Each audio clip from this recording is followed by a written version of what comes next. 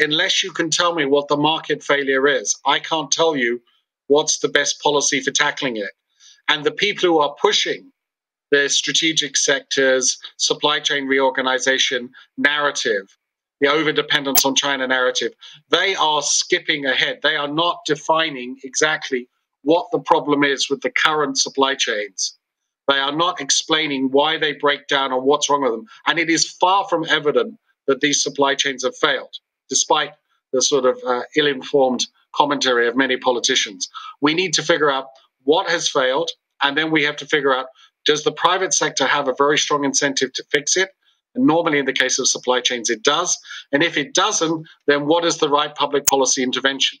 Instead, and it is precisely because the protectionists do not have good answers to these questions, that they are rushing from the beginning, strategic sectors, to the recommendations. And there, of course, they know that they have to be a bit careful because they will be criticized heavily.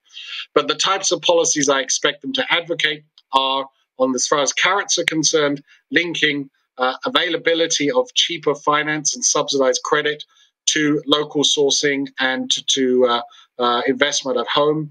In terms of sticks, I'm expecting either direct restrictions on sourcing patterns for investors, or things like public procurement measures which require that firms that want to sell to a government have to produce within that country.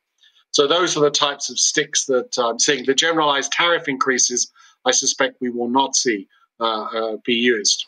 So I think I'd like your audience to reflect on what exactly is the problem that we're trying to fix in these supply chains before we rush ahead and conclude that we need to do policy A and B. And I would urge us to have that discussion based on some very serious evidence, not on a reflexive shock which has happened during a very traumatic 3 months.